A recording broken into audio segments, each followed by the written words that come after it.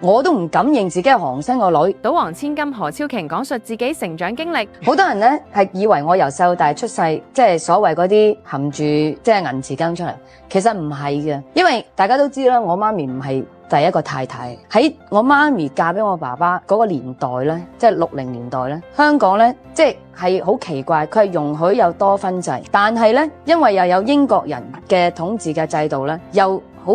即係又唔，我媽媽係一個好傳統嘅人，所以佢呢就唔會行出嚟自己認自己係何太。我頭10年，我生長嘅頭10歲，我係知道我自己有個媽媽叫做藍小姐，即係出街唔會人哋稱呼佢做何太太。咁我其實你可以想象，我頭嗰10年，我係喺一個其實都幾辛苦嘅情況環境底下，因為咧我返學校咧就話喂，呢個韓星個女啊，喂佢讀書考試考得好咧，梗係先生偏心佢啦，因為梗係何生即係俾咗啲咩好處啲老師啦，咁啊梗係唔會啦。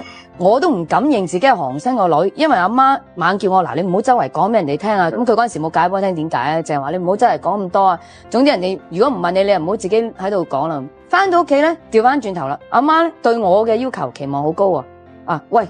你考第2呢，佢都鬧你冇出息嘅，即係要考第1先叫做有少少，好啦，你都叫落咗功。咁你諗下，其實我由細到大已經係好受呢個即係好大壓力、好大矛盾。何超瓊之前接受內地節目訪問，表示對自己影響最大嘅人唔係爸爸何鴻燊，而係母親藍瓊瑛。藍瓊瑛早喺1957年14歲時完成學業冇耐，就被當年36歲嘅何鴻燊按大清律例立為妾，從此一生傳奇。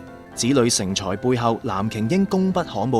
佢特別對長女何超瓊嚴加管教，從小就教育子女要獨立，無論工作又或者談戀愛方面，藍瓊瑛都會加以看管。